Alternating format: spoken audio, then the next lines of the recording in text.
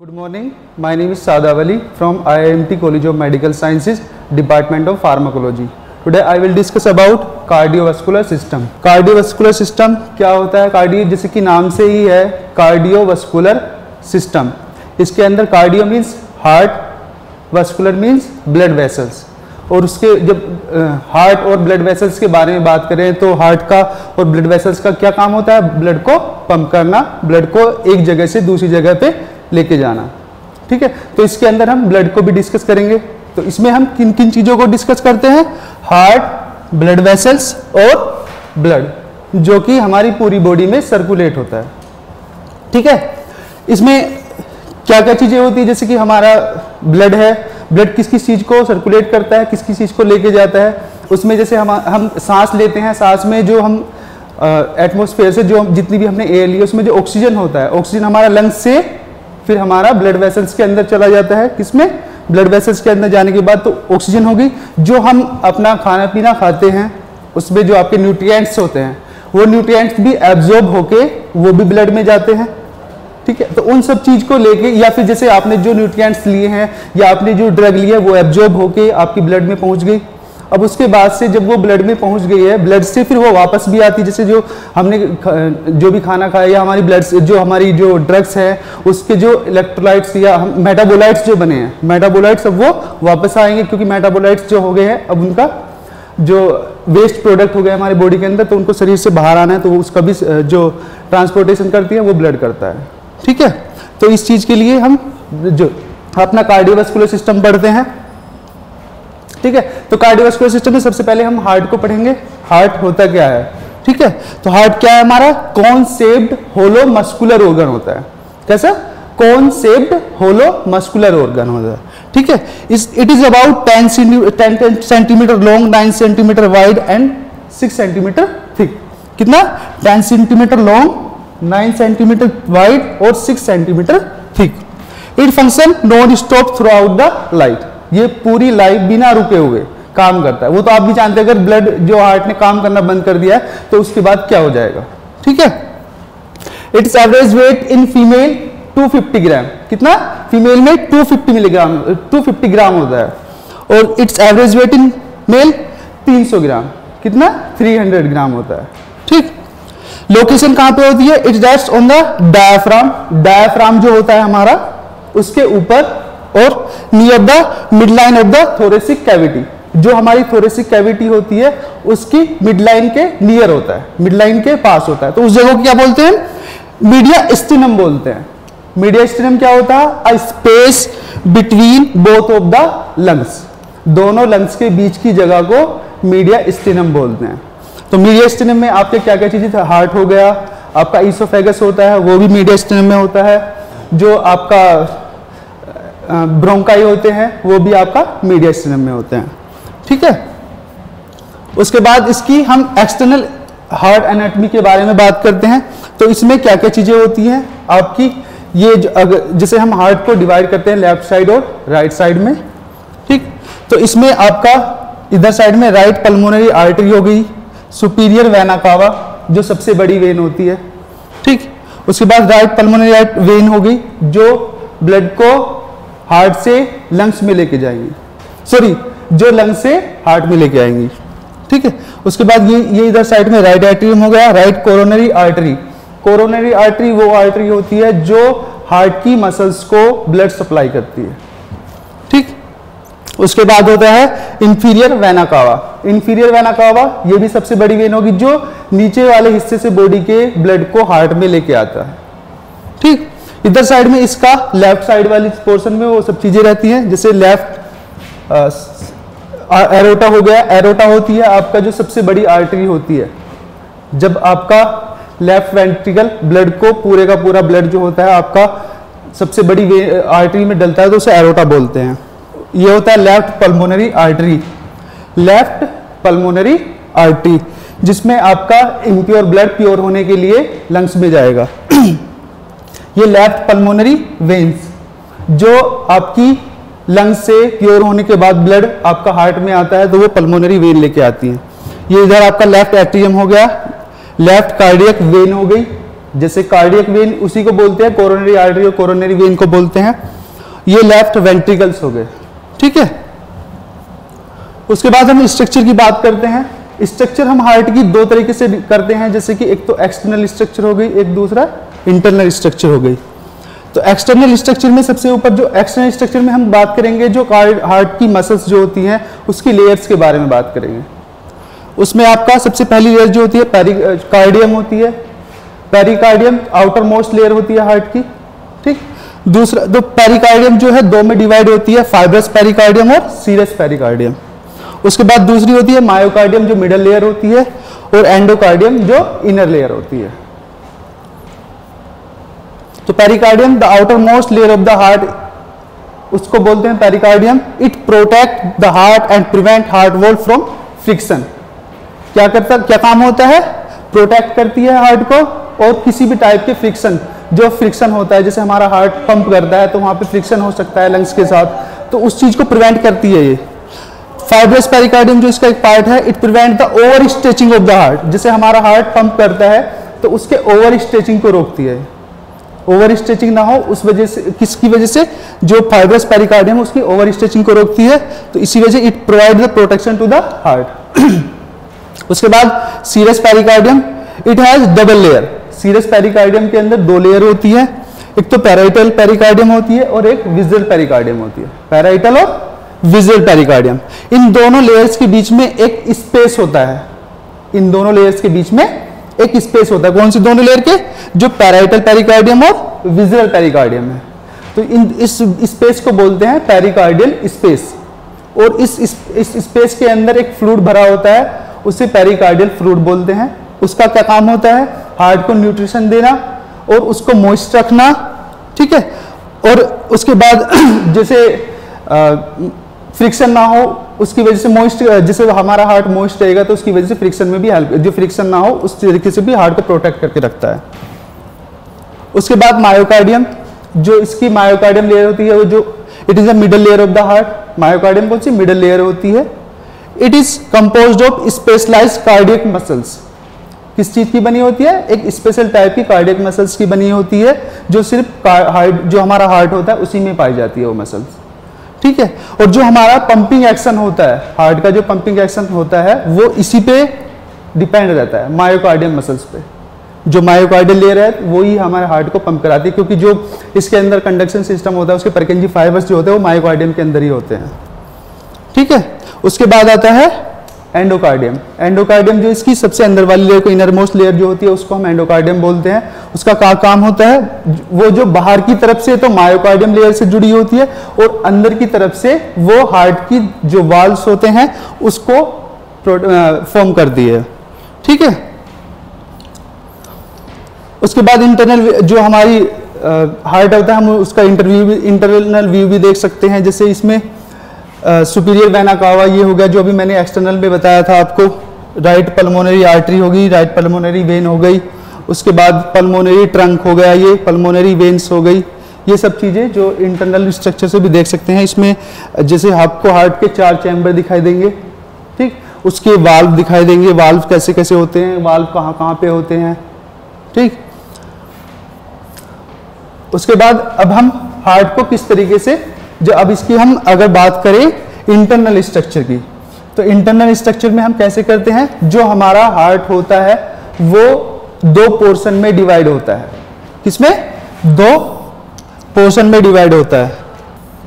2 portion में divide हो गया, तो जो इसे पोर्शन में डिवाइड करता है उसे बोलते हैं हम सेप्टम। सेप्टम। अब जो हमारा हार्ट जो 2 पोर्शन में डिवाइड हुआ है, अब ये एक साइड बन गई आपकी लेफ्ट साइड, ये होगी आपकी लेफ्ट साइड, दूसरी हो गई आपकी राइट साइड, ठीक। अब ये जो आपकी लेफ्ट और राइट साइड है, ये एक चीज से फिर डिवाइड हो जाती हैं, अपर पोर्शन और लोअर पोर्शन में, ठीक है। तो इस तरीके से हमारे हार्ट में 4 चैम्बर बनते हैं। 4 चैम्बर हो गए, 1 2 3 और 4। अब जो ऊपर वाले चैम्बर होते हैं उसे बोलते हैं हम एट्रियम, और जो नीचे वाले होते हैं उसे बोलते हैं वेंट्रिकल्स, ऊपर वाले चैम्बर एट्रियम और नीचे वाले वेंट्रिकल्स। तो इस तरीके से ये राइट एट्रियम हो गया, ये लेफ्ट एट्रियम हो गया और ये लेफ्ट वेंट्रिकल, ये राइट वेंट्रिकल। अब हमारे हार्ट पे 4 चैम्बर हो गए, 2 एट्रियम और 2 वेंट्रिकल्स। तो heart is divide into 2 portion, right and left side by the septum, जो मैंने अभी थोड़ी देर पहले बताया आपको। हमारा जो हार्ट है 2 साइड में डिवाइड होता है, 2 पोर्शन में डिवाइड होता है, लेफ्ट और राइट में। उसके बाद each side is divide into 2 chamber, तो हमारी हर एक साइड 2 चैम्बर में डिवाइड हो जाती है, ठीक है। जो अपर चैम्बर होते हैं उसे एट्रिया बोलते हैं, लोअर चैम्बर को वेंट्रिकल्स बोलते हैं। और ये किस चीज से डिवाइड होती है? By atrioventricular valves. Atrioventricular valves, दोनों साइड में जो आपका जो दोनों साइडें डिवाइड हुई हैं वो एट्री वेंट्रिकुलर वॉल्व होते हैं वहां पे, ठीक है। दस द हार्ट हैज 4 चैम्बर। अब हमारे हार्ट में कितने? 4 चैम्बर हो गए, 2 एट्रियम राइट और लेफ्ट और 2 वेंट्रिकल्स राइट और लेफ्ट। तो atrium are filling chamber, atriums जो होते हैं फिलिंग चैम्बर होते हैं और दे हैव थिन वॉल, इसलिए इनकी जो वॉल होती है वो थिन होती है क्योंकि इसमें ब्लड ऊपर से आके गिरता है, ठीक है। Ventricles are emptying chamber, so they have thick wall. और जो हमारे वेंट्रिकल्स होते हैं उनकी जो दीवारें होती है वो थिक होती है क्योंकि उनको ब्लड आगे पंप करना होता है, उन्हें प्रेशर लगा के आगे ब्लड पंप करना होता है। उसके बाद हम बात करते हैं राइट एट्रियम की। Right atrium it is the above and right side of the heart, ऊपर होता है और राइट साइड में होता है, ठीक है। The right atrium receive blood from 3 veins. जो हमारा राइट एट्रियम है वो 3 जगह से ब्लड को रिसीव करता है। कहां से? सुपीरियर वेना कावा, जो सुपीरियर वेना कावा है ऊपर वाला, सुपीरियर पोर्शन जो किसे बोलते हैं? ऊपर वाले पोर्शन को बोलते हैं। तो ब्रिंग्स डीऑक्सीजनेटेड, डीऑक्सीजनेटेड मतलब इम्प्योर ब्लड, यहां पे डीऑक्सीजनेटेड का मतलब होता है impure blood from upper part of the body. जो हमारा अपर पोर्शन होता है बॉडी का, उससे जो ब्लड आता है उसे कौन लेके आता है? Superior vena cava. और किस तरीके का ब्लड? क्योंकि हमारी कौन है जो वेना कावा क्या है? वेन होती है। वो वेन कौन होती है? जो हमारे इम्प्योर ब्लड को हार्ट की तरफ लेके आती है, ठीक है। उसके बाद इंफीरियर वेना कावा, इंफीरियर मतलब जो नीचे वाला पोर्शन होता है इंफीरियर बोलते हैं। तो brings deoxygenated blood from lower part of the body, जो हमारा हार्ट से नीचे वाला लोअर पार्ट होता है उससे जो ब्लड आता है वो इंफीरियर वेना कावा लेके आता है, ठीक है। The opening of inferior vena cava is guarded by Eustachian valve. Eustachian valve मतलब वाल्व की क्या जरूरत पड़ी? जैसे हमारा जो ऊपर वाला ब्लड हार्ट में आया है वो ऊपर से आया, तो कोई भी चीज अगर ऊपर से नीचे आएगी तो उसे वापस जाने का खतरा नहीं होता, लेकिन जो चीज नीचे से ऊपर आ रही है तो वो वापस जा सकती है। तो इसलिए यहाँ पे एक वाल्व होता है, जो एक बार ब्लड आ गया तो वाल्व उसे वापस नहीं जाने देता, इसलिए हमें इंफीरियर वेना कावा में वाल्व होता है, ठीक है। तो right atrium also receive impure blood from wall of the heart itself. अब जैसे हमारा हार्ट है, हमारा हार्ट भी सेल से मिलकर बना होता है, उसके अंदर भी टिश्यू है और हर एक सेल को जिंदा रहने के लिए ऑक्सीजन चाहिए, न्यूट्रिशन चाहिए, तो वो हमारी सेल की जो हार्ट की जो सेल्स हैं उनको भी चाहिए, तो उसके लिए भी ब्लड सप्लाई होना जरूरी है। तो इस जो हमारे हार्ट की मसल्स को ब्लड सप्लाई करती हैं, जो आर्टरी और वेन, तो ये उस वेन से निकल के आता है। तीसरे नंबर पे 2-3 बताए थे ना, जो right atrium receive blood from 3 veins. एक तो हो गया आपका सुपीरियर वेना कावा, एक हो गया आपका इंफीरियर वेना कावा और तीसरा जो ये कोरोनरी साइनस, इसे बोलते हैं कोरोनरी साइनस, जो हमारा हार्ट की जो मसल्स होती हैं उससे ब्लड जो आता है, ठीक। उसके बाद the opening of coronary sinus is guided by Thebesius valve. अब उसी तरीके से जो हमारा हार्ट है उसकी मसल्स से जो ब्लड वापस आ रहा है, उसकी जो आर्टरी जो वेन लेके आ रही है, अब वो ब्लड जैसे हमारे हार्ट में आर्टरियम में ही आ रहा है और एट्रियम ही ब्लड को आगे पंप करेगा, तो उस टाइम पे ब्लड वापस भी जा सकता है जब हार्ट पंप करेगा। तो इसलिए वो ब्लड वापस से ना जाए, उसके अंदर भी एक वाल्व होता है, उसे बोलते हैं थिबेसियस वाल्व, ठीक है। तो right atrium pass the blood into right ventricles through tricuspid valve. अब जब सारा ब्लड हमारा जो राइट एट्रियम में आ गया है, अब वो हमारा जो एट्रियम है वो उसे वेंट्रिकल में पास करेगा, और किससे? ट्राइकस्पिड वाल्व, यहां पे होता है ट्राइकस्पिड वाल्व। जैसे अब हमारा ये एट्रियम था, एट्रियम से अब हमारा जो ब्लड है वो वेंट्रिकल में जाएगा, तो वो यहां से ट्राइकस्पिड वाल्व से चला जाएगा। उसके बाद राइट वेंट्रिकल में आ गया ब्लड, तो राइट वेंट्रिकल के बारे में पढ़ेंगे। It receive impure blood from right atrium, ventricles में एट्रियम से ही आया है। It opens to the pulmonary trunk, उसके बाद जब वो फिल हो जाएगा तो वो पल्मोनरी ट्रंक में ओपन होगा। पल्मोनरी ट्रंक, पल्मोनरी जो वर्ड आता है वो लंग्स के लिए आता है, इसके लिए लंग्स के लिए आता है। तो it opens to the pulmonary trunk, the pulmonary trunk carries blood to the lungs for purification. अब जो वो पल्मोनरी आर्टरी में चला गया है, पल्मोनरी ट्रंक वो होती है आर्टरी, आर्टरी का काम क्या होता है, ब्लड को दूर लेके जाना हार्ट से, ठीक है। लेकिन अब एक चीज और भी होती है, आर्टरी और वेन में डिफरेंस होता है।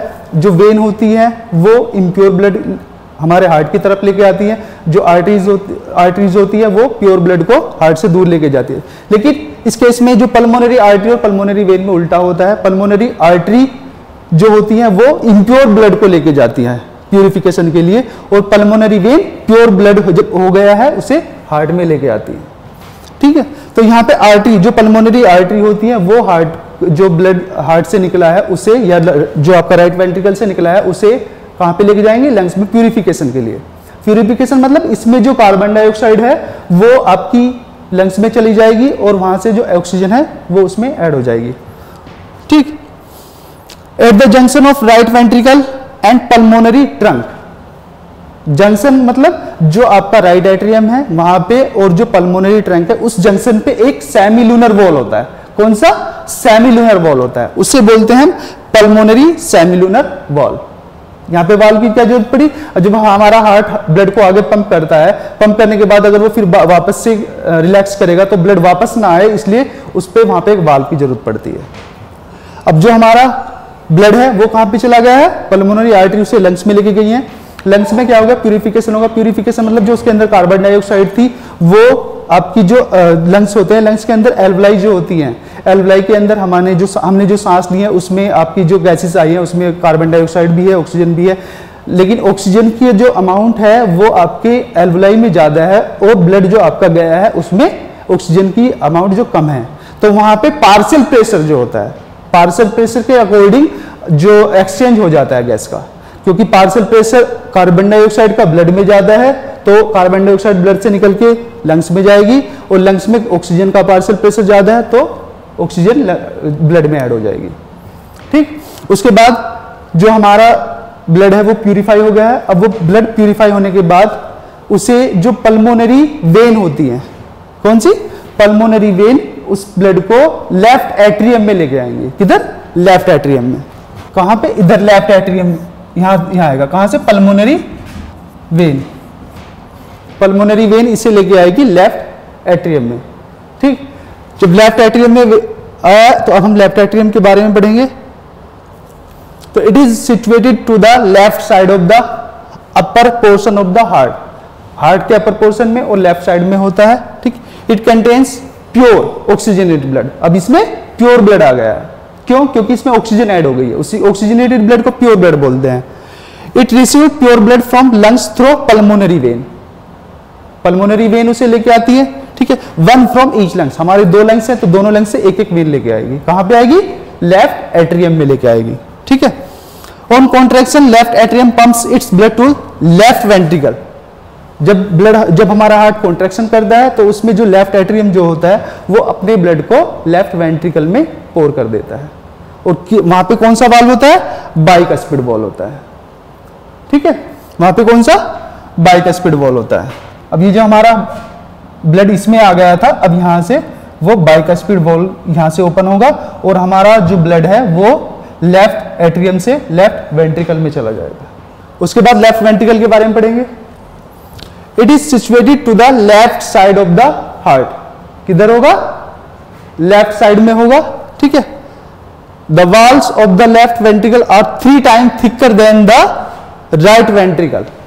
जो लेफ्ट एट्रियम की जो दीवारें होती हैं वो लेफ्ट वेंट्रिकल से 3 गुना ज्यादा मोटी होती हैं। क्यों होती है? क्योंकि जो हमारा लेफ्ट वेंट्रिकल होता है और लेफ्ट राइट वेंट्रिकल होता है, उसमें क्या होता है? जो आपका राइट वेंट्रिकल है वो आपके जो ब्लड को सिर्फ लंग्स में पोर करेगा, लंग्स में ट्रांसफर करेगा, जबकि जो आपका लेफ्ट वेंट्रिकल है वो ब्लड को पूरे के पूरे बॉडी में पोर करता है, ठीक है। इसलिए इसकी जो दीवारें होती हैं मोटी होती है, ठीक। उसके बाद क्यों? Because it has to pump the blood all over the body, इसीलिए इसकी दीवारें जो मोटी होती है, क्योंकि ये ब्लड को पूरे की पूरी बॉडी में पंप करता है। इस चीज को हम बोलते हैं, नेम्ड एज सिस्टमिक सर्कुलेशन। उस चीज को क्या बोलते हैं हम? सिस्टमिक सर्कुलेशन बोलते हैं। It receive pure blood, oxygenated blood from left atrium. कहां से रिसीव करता है ये? लेफ्ट एट्रियम से, जो मैंने अभी बताया था आपको।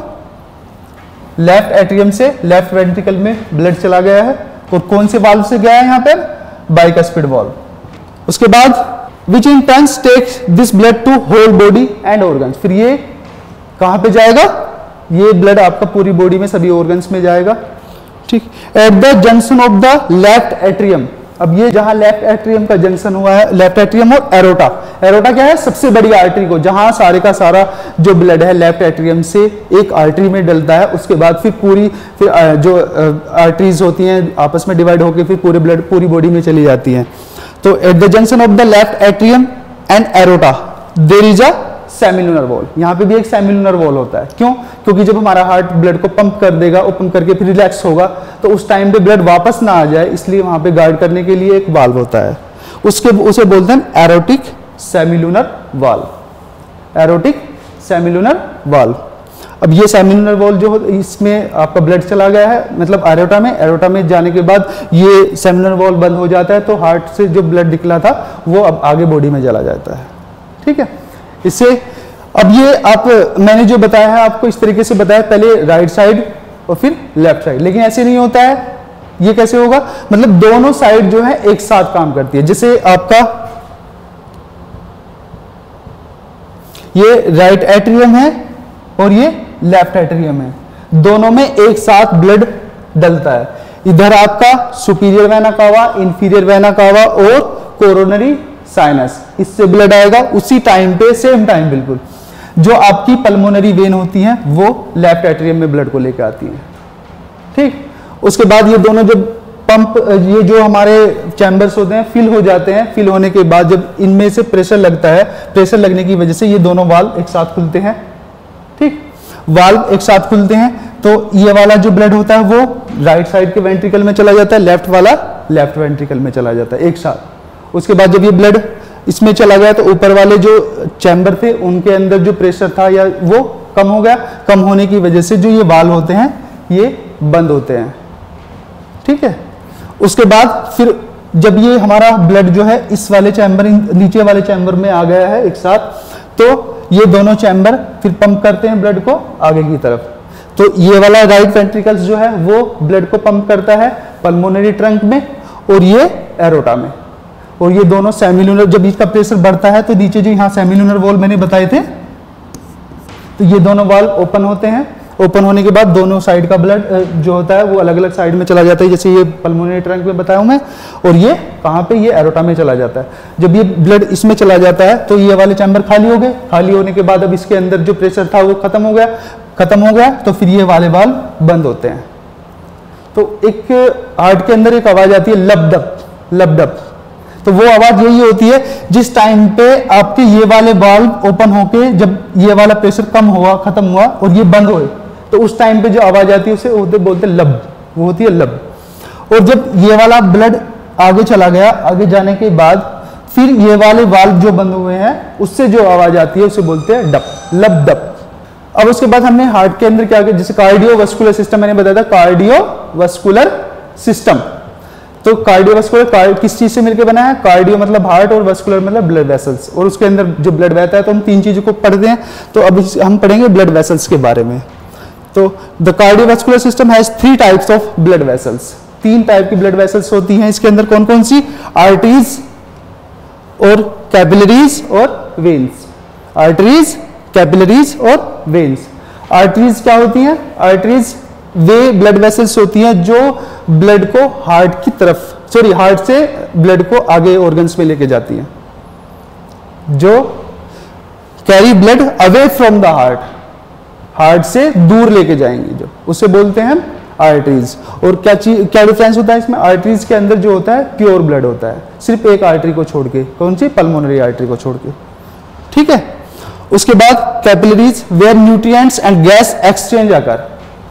कैपिलरीज जो होती है बहुत बारीक चीज को बोलते हैं कैपिलरीज। जब जहाँ पे आपका जो ब्लड है वो सेल्स के अंदर चला गया, सेल्स के पास चला गया, तो वहाँ जो आपकी न्यूट्रिशन आपने ब्लड के साथ भेजा था या ब्लड के साथ आपका न्यूट्रिशन सेल के पास पहुंचा है, वो न्यूट्रिशन वहाँ पे चला गया। जो उसका वेस्ट बना था, इससे पहले जो न्यूट्रिशन उस सेल के अंदर गया, उसका जो वेस्ट बना है वो वापस से कैपिलरीज में एक्सचेंज होता है। और गैस जो आपकी ऑक्सीजन होती है, ऑक्सीजन ब्लड लेके गया है सेल के अंदर, सेल के अंदर जाने के बाद ऑक्सीजन ने अपना काम कर दिया है, उस वो जो ऑक्सीडेशन होता है, उसके बाद जो उसकी कार्बन डाइऑक्साइड बनी है, कार्बन डाइऑक्साइड वो वापस जो आएगी वो कैपिलरीज में उनका एक्सचेंज होता है।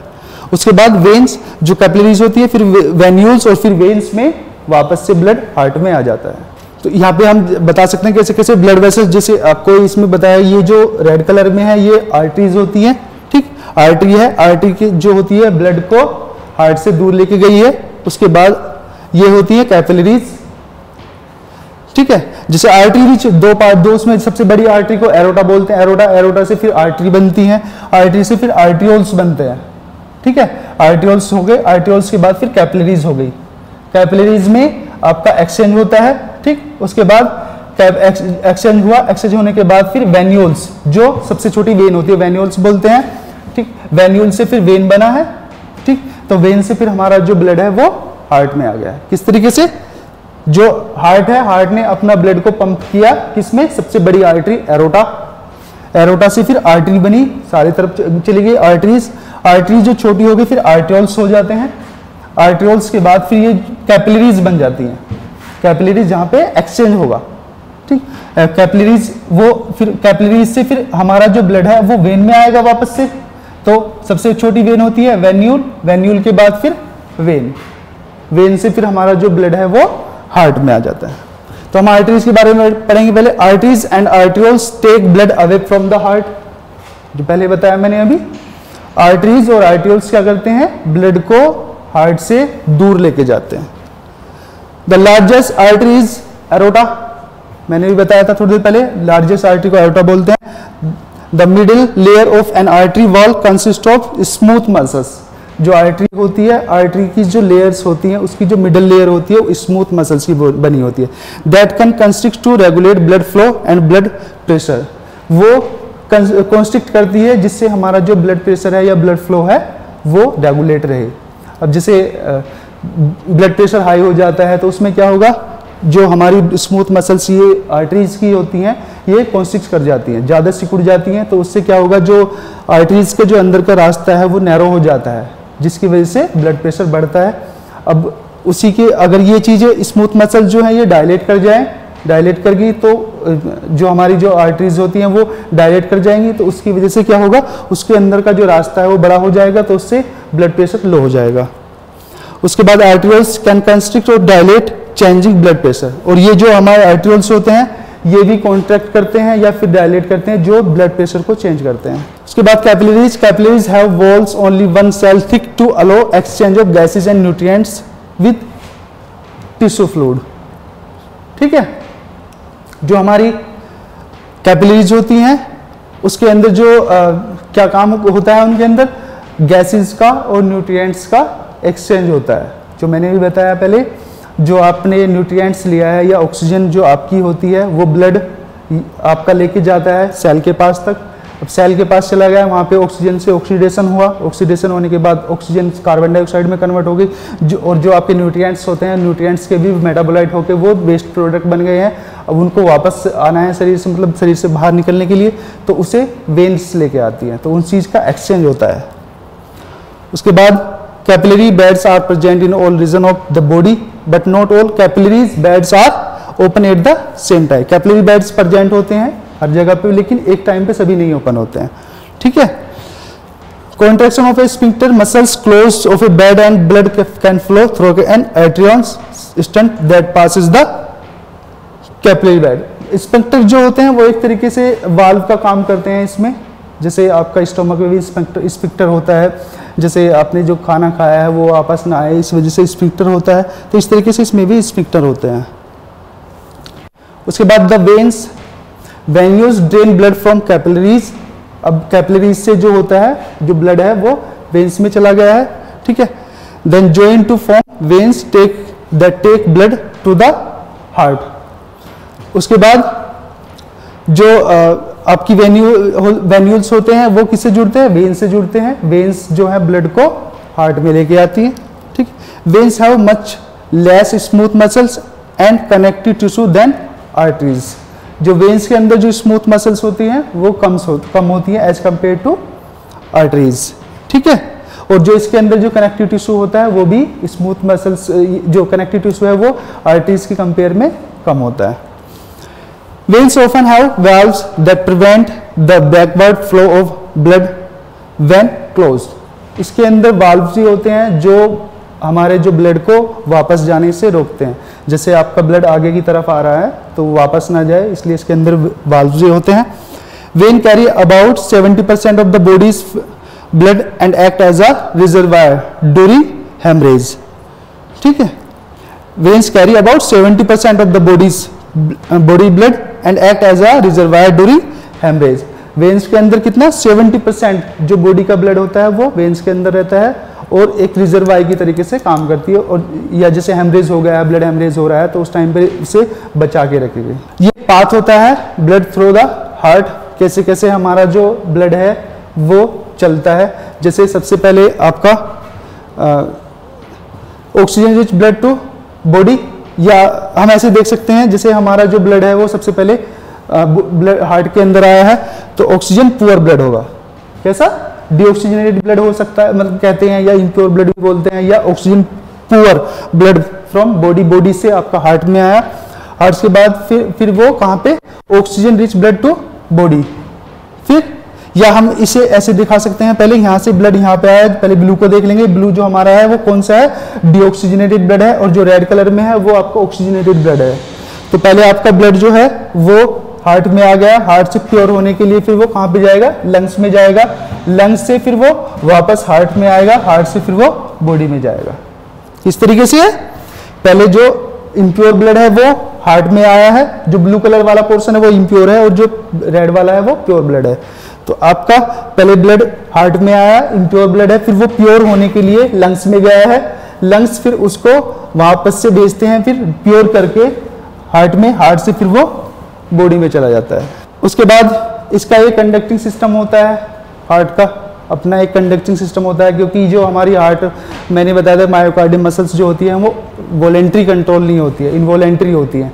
इनवॉलेंट्री मतलब जो अपने आप काम करे, हमारी उसमें कंट्रोल में ना हो। तो वो कैसे? जिसमें एक ऐसे नोड होता है जो पेसमेकर का काम करता है। पेसमेकर मतलब इलेक्ट्रिसिटी होती है इसकी खुद की, वो प्रोड्यूस करता है। उसके बाद जैसे ऐसे नोड से तो वो इम्पल्सेस निकलते हैं, फिर वो एवी नोड में पहुंचते हैं। एवी नोड उसको फिर कहाँ पे लेके जाता है? जो आपके परकिंजी फाइबर्स होते हैं या आर्टरीवेंट्रिकुलर बंडल जो होते हैं, बंडल जो होते हैं उसमें चली जाती है। उसके बाद ये सब कहाँ पे होता है? मायोकार्डियम मसल्स के अंदर होता है, क्योंकि मायोकार्डियम मसल्स ही रिस्पॉन्सिबल होती हैं इसके पंपिंग एक्शन के लिए हार्ट के। Thank you.